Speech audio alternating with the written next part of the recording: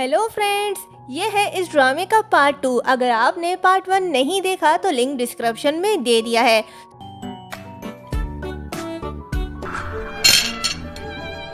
Part 2 में दिखाया जाता है कि लूहान कहता है कि अंकल तुम ये क्या कर रहे थे, मैं वेवे से शादी करना चाहता हूँ, वैसे भी तुम्हारे पास तो शीशी है ना। लू चैन कहता है कि मैं कुछ भी नहीं कर रहा था, ज्यादा मत सोचो। तो लूहान कहता है कि कहीं तुम ऐसा तो नहीं सोच रहे कि मैं ये प्रॉपर्टी के लिए कर रहा हूँ। मैं तुमसे रिक्वेस्ट करता हूँ कि मुझे प्रॉपर्टी नहीं चाहिए, मुझे मेरी बीवी और बच्चे चाहिए। तभी लू चैन कहता है कि मुझे नहीं चाहिए तुम्हारी बीवी बच्चे, अब दफा हो जाओ यहाँ से, मुझे आराम करना है। लूहान कहता है कि ये सुनकर मुझे तसल्ली हुई। ये कहते ही वो चला जाता है। दूसरी तरफ वेवे डीएनए टेस्ट रिजल्ट देख रही होती है तो शाओशी कहती है कि मुझे डैड लूहान नहीं लू चैन पसंद है। वेवे कहती है क्यों? शाओशी कहती है क्योंकि वो बहुत ज्यादा हैंडसम और लंबे हैं, आपको प्रोटेक्ट भी करते हैं। शाबाओ कहता है कि मॉम आपको दोनों में से कौन ज्यादा पसंद है? वेवे का फेस ब्लश कर रहा होता है तो शाओशी कहती है कि मॉम आपका फेस लाल क्यों हो रहा है? वेवे कहती है कि तुम अभी बच्चे हो और नेक्स्ट टाइम किसी भी स्ट्रेंजर को डीएनए टेस्ट के लिए मत कहना। अब चलो कुछ खाते हैं। शाओशी कहती है कि मॉम मुझे चॉकलेट खाना है तो शाबाओ कहता है कि हमें एलर्जी है, अगर हमने चॉकलेट खा लिया तो हम मर जाएंगे। नेक्स्ट डे गुयेन लू चैन से कहता है कि तुम अपनी उस अनजान वाइफ से कब छुटकारा पाओगे जिससे तुम मिले ही नहीं, कहीं वो तुम्हें फिर से ब्लैकमेल तो नहीं कर रही, तुम उससे डिवोर्स क्यों नहीं ले लेते? ये अनजान वाइफ और कोई नहीं वेवे है। वेवे के फादर ने लू चैन के साथ कॉन्ट्रैक्ट साइन किया था और फिर उसे जाओ को बेच दिया। लू चैन ने आज तक अपनी उस वाइफ को नहीं देखा और ना ही उसे मिला। लू चैन कहता है कि तुम उसके फादर के पास जाओ और उससे पूछो कि उसकी बेटी को अब पैसे क्यों चाहिए। दूसरी तरफ वेवे घर आती है और मैरिज सर्टिफिकेट ढूंढ रही होती है। जैसे ही वो उसे मिलता है वो देखने ही वाली होती है, तभी उसका डैड आता है और कहता है कि तुम यहाँ क्या करी हो?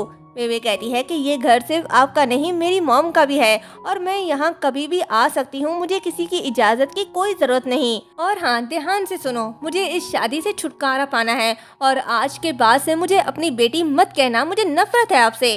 डैड कहता है कि मैं तुम्हें जान से मार दूंगा। तभी दरवाजा बजता है। जैसे ही डैड गेट खोलते हैं तो सामने गुयेन खड़ा होता है। वो अंदर आकर उससे पूछता है कि अब तुम्हारी बेटी को पैसे क्यों चाहिए? तभी वो वेवे को देखता है तो वो उससे पूछता है कि डॉक्टर तुम यहाँ कैसे? क्या तुम अंकल को जानती हो? वेवे कहती है नहीं, मैं नहीं जानती, मैं तो बस यहाँ कुछ काम से आई थी। डैड गुयेन से कहता है कि तुम बैठो, मैं अभी आया। फिर वो वेवे का हाथ पकड़कर उसे घर से निकाल देता है और कहता है कि अगर तुमने डिवोर्स लेने का सोचा तो तुम्हारे लिए अच्छा नहीं होगा। ये कहते ही दरवाजा बंद कर देता है। वेवे के हाथ में मैरिज सर्टिफिकेट लग चुका है। घर आकर जब वो उसे खोलती है तो वो हैरान हो जाती है क्योंकि उसका हस्बैंड और कोई नहीं लू चैन है। वो मैरिज सर्टिफिकेट देखते देखते वहीं सो जाती है। तभी शाबाओ और शाओशी आते हैं। वेवे को सोता देखकर शाबाओ चुपके से मैरिज सर्टिफिकेट निकाल लेता है। शाओशी पूछती है कि भाई ये क्या है? तो शाबाओ कहता है कि आओ मैं तुम्हें बताता हूँ। शीशी लू चैन को कॉल करके बहाना बनाकर मिलने के लिए बुलाती है। लू चैन ना चाहते हुए भी उसके पास जाता है और जैसे ही घर के अंदर आता है तो उसे अजीब फील होने लग जाता है क्योंकि शीशी ने उसके आने से पहले रूम में कुछ स्प्रे किया होता है। लेकिन कमाल की बात है वो स्प्रे शीशी पर असर नहीं करता। शीशी लू चैन के क्लोज होने लगती है तो लू चैन उसे धक्का देकर वहां से चला जाता है और जैसे ही घर के अंदर आता है तो वहां वेवे होती है। लू चैन उसे हग करके बेहोश हो जाता है। तभी गुयेन आता है और कहता है कि इसे क्या हुआ? वेवे कहती है कि पता नहीं, मेरी हेल्प करो इसे अंदर ले जाने में। तो गुयेन कहता है कि नहीं नहीं, मैं कोई हेल्प नहीं करूँगा, तुम डॉक्टर हो, इसका अच्छे से ख्याल रखो। ये कहते ही वहाँ से चला जाता है। वे उसे घसीटते हुए कमरे में ले आती है और बेड पर लिटा कर वहाँ से जाने लगती है। तभी लू चैन उसका हाथ पकड़कर अपने क्लोज कर लेता है। वेवे कहती है कि मिस्टर लू ये ठीक नहीं है, मेरे बच्चे हैं। लू चैन कहता है क्या तुम और लूहान? वेवे हाँ कहती है तो लू चैन उसे खुद से दूर करता है और वहाँ से उठकर शावर लेने चला जाता है। वेवे लू चैन को मेडिसिन देने जाती है तो उसे ऐसे देखकर आंखें बंद कर लेती है। लू चैन कहता है कि तुम यहाँ क्या कर रही हो? मैं शावर ले रहा हूँ। वेवे कहती है कि मैं तुम्हें मेडिसिन देने आई हूँ। तो लू चैन कहता है कि बाहर जाओ, मैं आ रहा हूँ।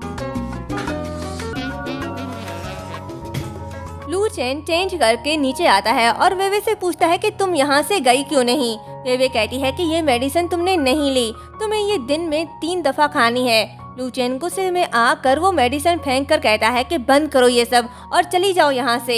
वे कहती है कि मैं यहाँ गुयेन के कहने पर आई हूँ, वरना मैं कभी भी ना आती। और हाँ, ये मेडिसिन लेनी जरूरी है, अगर कुछ होता है तो डॉक्टर को बुला लेना।